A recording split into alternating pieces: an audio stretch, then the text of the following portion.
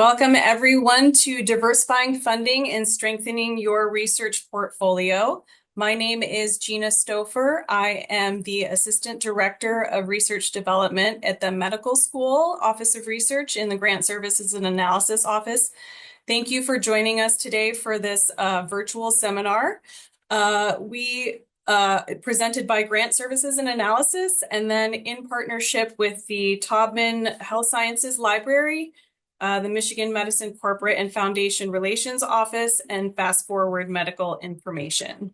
As Gina mentioned, I'm the Associate Director of Corporate and Foundation Relations. Our office is based in the Michigan Medicine Office of Development, and we help faculty looking to apply to corporations and foundations to support their work. I am specifically, so we divide within our team areas of focus, and my areas of focus are cancer, the basic sciences, neuroscience, and surgery, but our office covers all areas of the institution. So I'm going to go through this presentation a little bit with a Q&A kind of format. So I'll take some like general questions that we get about this, and then also happy to answer other questions that come up, following the presentation. So I think one of the biggest questions we get when it comes to applying to corporate and foundation funders is, what is the process for applying? And for those of you who have applied in the past, this is probably going to feel familiar. For others who are perhaps less familiar with applying to corporations and foundations, this might be somewhat new. So for the most part, I will give the qualifiers in a second, but for the most part, these kinds of funders will issue a request for proposals, meaning that these are, basically them issuing a request for folks to submit proposals to them focused on specific issues, areas of interest to their organization. This provides eligibility requirements. It includes award amounts, typically deadlines, and requirements as to what the proposal process will look like and what they're looking for you to provide them. When this is issued, typically it follows the process of a letter of intent and then a full application. So first you will apply typically through a letter of intent process. And a letter of intent is basically just a simplified application. It's very short, usually. And it's just a way for the funder to get a sense of the project, to get a sense of who you are, in order to evaluate whether or not they would like to accept a full application from you. This is a way for them to, basically use up the bandwidth within their organization to do some initial vetting so that then they can rely on an expert review committee to review the full applications. And when you get invited for a full application, that means you've passed that initial vetting process, and you're moving on to this more formal process where it will be vetted, and you will be given the opportunity to provide more information about your project in the full application. It will include a budget. It will include a full proposal narrative, usually. It includes much more information, so you can be more verbose in explaining what your project entails.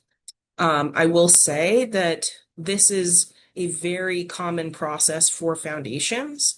Corporations sometimes follow this process and sometimes don't follow this process. It depends on how, how they're working and how they want to see things. Corporations can sometimes be relationship based, and I'll talk about that in a little bit, but this is the pretty standard process for how these kinds of donors work. Are there required progress reports or milestones? Generally, yes, and it depends on the funder about how frequently and what the format is going to be for these kinds of reports.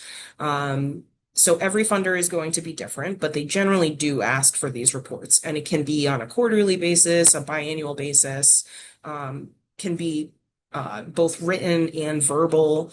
I've had lots of conversations with funders recently that are moving towards a verbal process. So it just really depends on what their expectations are. The one thing I will say about this, though, is that it's so important to make sure that you're filing those reports on time. There were a few news stories within the last few years about how not filing these reports can have a tremendous impact, not just on you as the grantee, but on others at the institution as fellow grantees. There have been instances where one person not filing reports on time then caused a trickle-down effect where other folks at the institution didn't get their funding because that one person didn't file their reports on time. So it's always important to file the reports on time. I can't state that enough.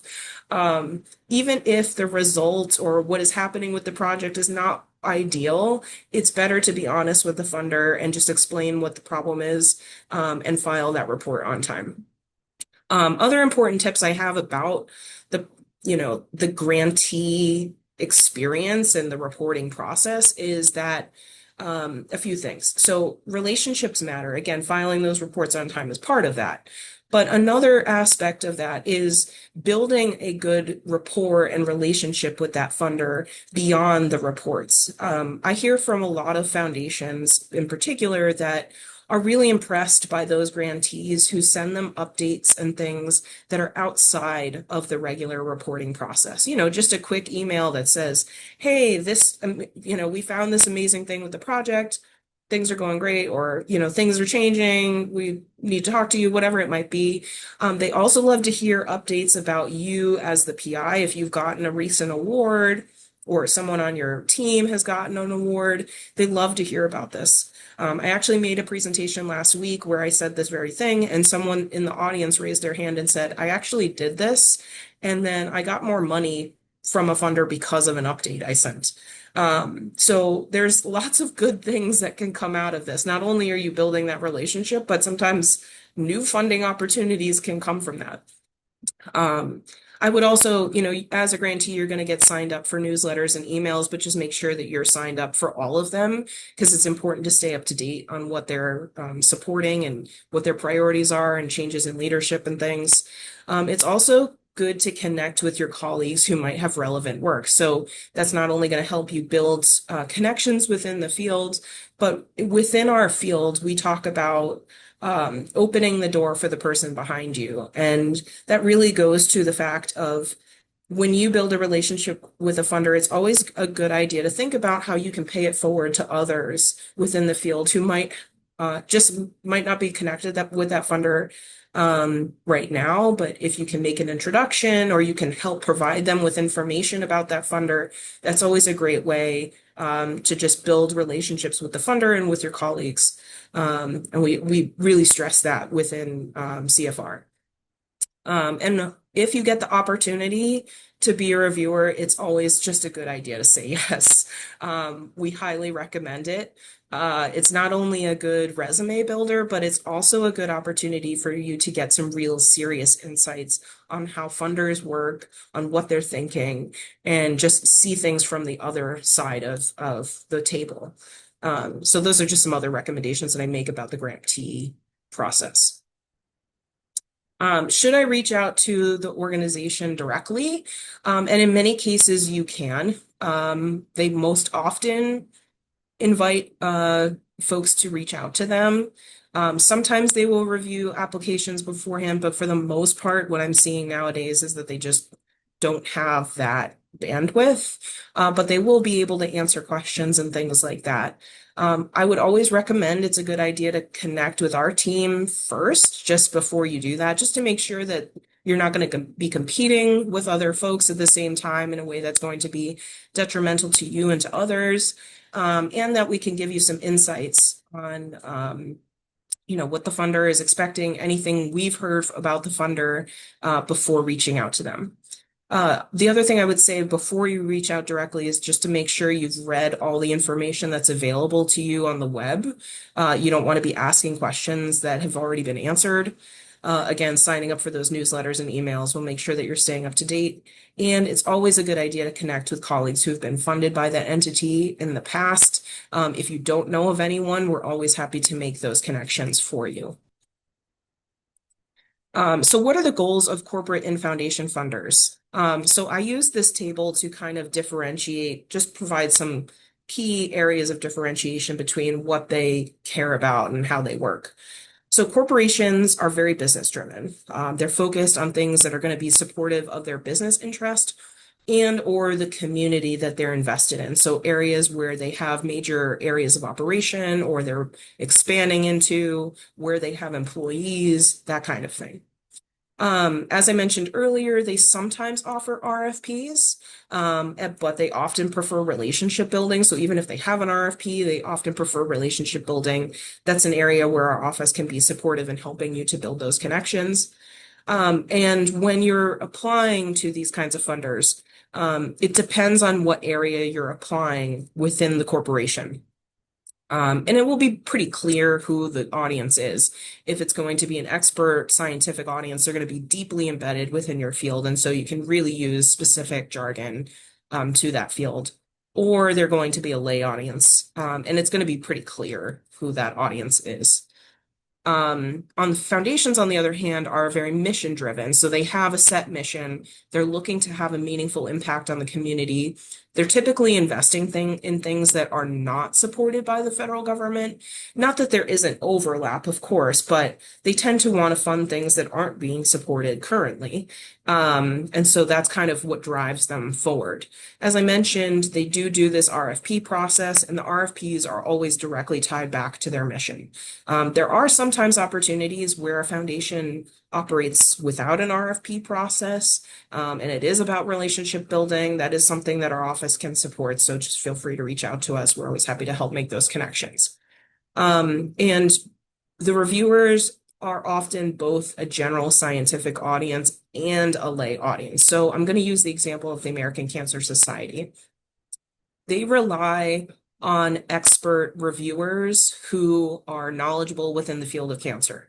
They may not necessarily be within your specific area of cancer, but they have that cancer background. They also rely on patients and other stakeholders that are basically a lay audience, an educated lay audience that is also reviewing the application. So you have to be able to speak to both audiences when you're applying to them.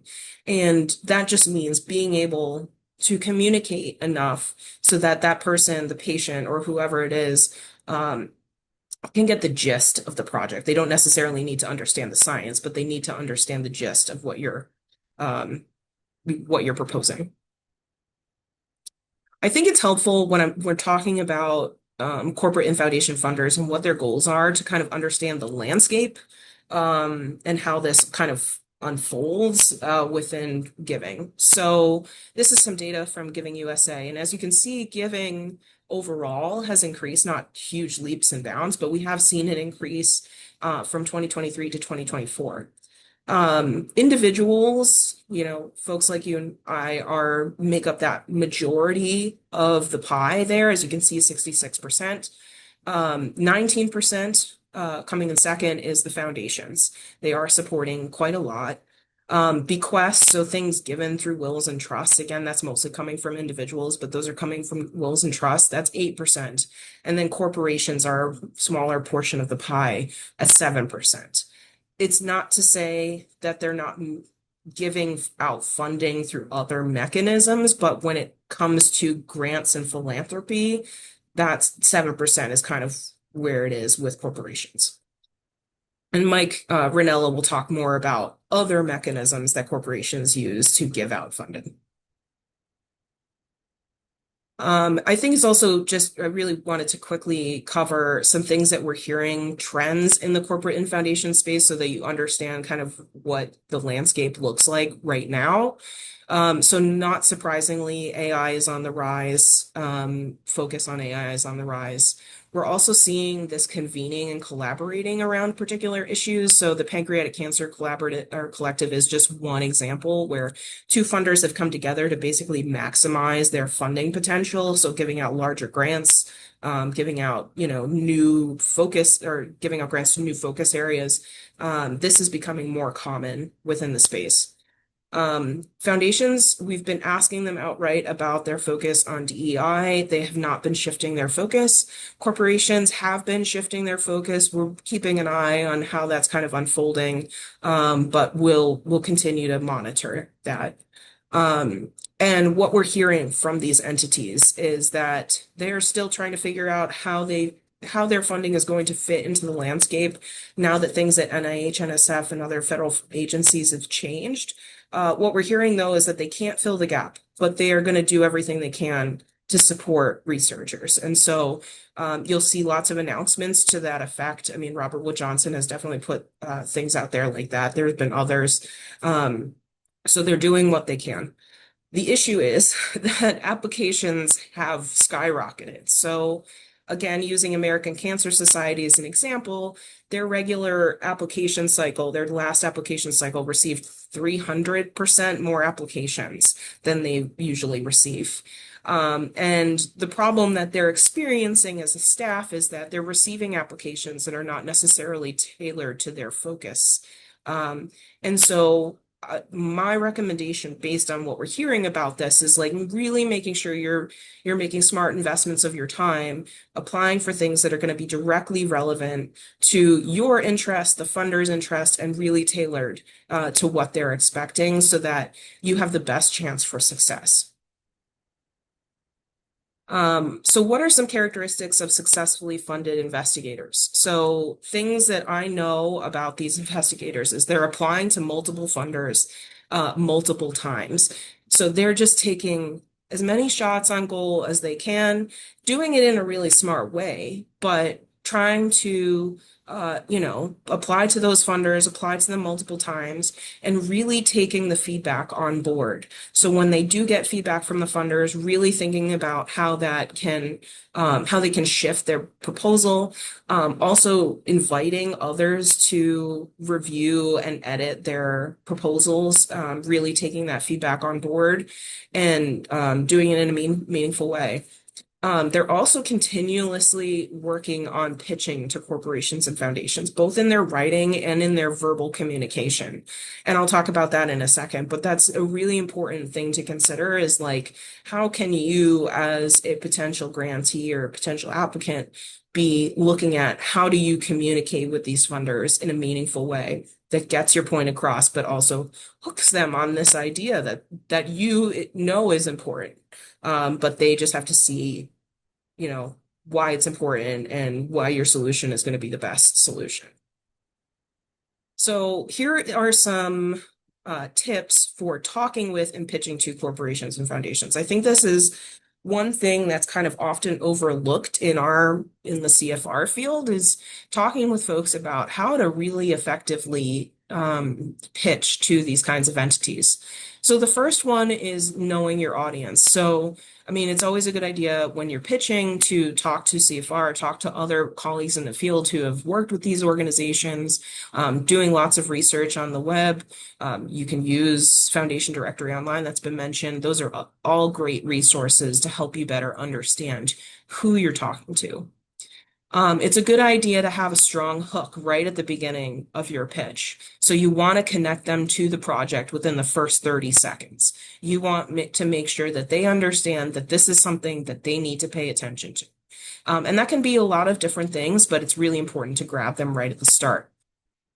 And again, using languages that is going to continue to grab their attention. So using words that are, expressing how innovative, how unique, groundbreaking, transformational this work is. Using those words exactly. I know sometimes that can feel a little bit uncomfortable, but it really calls their attention to the work and why it's meaningful. Especially in verbal communication, we need to be really explicit in the ways that we call their attention to those kinds of things. So it's good to use those kinds of words. and really making sure that you're being as succinct as possible. So you may be given a set amount of time that you can talk within. So it might be 10, 15 minutes. If you're not given that amount of time, I would say you have 5 minutes to pitch to them. And I would avoid really long descriptions of things. I would make it really intentional about how much you're giving them. Avoid providing too much data and avoid providing too much information that's going to be in the weeds about the methodology that you're using. It's great to tell them what you're doing and how you're doing it, but you want to avoid going too far with that information just because you're going to lose them. And you can answer questions about the methodology later. It's not like it won't be a conversation after that, but it's just good idea to make sure that you're being really succinct in the words that you're using. This is a format that I talk about as like the secret to success when pitching writing to corporations and foundations is the problem solution impact. So the problem being, what is the problem? Why does it need to be solved now? The solution being, what's your proposed solution? Why are you the best person to solve it? And the impact being not only just do we have a better understanding of this thing within the field and we'll have all these answers, but also, especially with basic science, like talking about the 5, 10 year impact that this will have on patients, whether it's related to, understanding diagnoses better, understanding treatments better. It's really important to express those kinds of things, even if the impact to the patient is not today or tomorrow. And then lastly, just really focusing on the value and impact, as I mentioned, really closing up the pitch with that. And again, not focusing too much on the methodology. So here's some guidance on writing to these organizations. So this first one seems a little bit like self-explanatory, but frankly, every conversation I've ever had with a foundation in particular has always, when I ask them the question, what are the most common mistakes people make with writing an application? And it's always they didn't read the guidelines carefully enough. And so that's why I put this here first. You want to make sure that you're using the right templates, you're following their guidance as to what they're looking for in the application. If you're not clear, you can always ask questions. There's usually an email associated with it, just to make sure that you're responding to the guidelines how they want to. There was a time where foundations were being very forgiving if you didn't follow the guidelines, if you didn't use the right template. They just don't have that anymore because there are so many applications. They're so overwhelmed. So if you're not following those guidelines, unfortunately, they're just going to kick your application out at this point. So you really want to make sure that you're following the guidelines really carefully. The proposal should really express how highly innovative the work is and how it's not just an iterative step. Now, I recognize that sometimes there are those iterative steps that are funded by foundations, corporations, but you really want to express how innovative this is going to be, how this is going to take us to the next level. Again, considering your audience, it's important to be speaking to that audience and what they care about, doing your homework on who they are and what impact they want to have in the world. And corporations and foundations are very focused on that. They're very different than the NIH in the way that they come at issues. So it's important to understand who you're speaking with and who you're writing to. Again, using compelling data and language to demonstrate the need, using that problem solution impact format, and then always tying it back to the interests of the organization explicitly within the writing. You don't have to spend a lot of time on it, but it's a good idea to always use words that they've used and tie it directly back to either their business interests if they're a business or a corporation, and their mission if they're a foundation. Who is the audience I'm writing for, and how can I figure out who might review my application?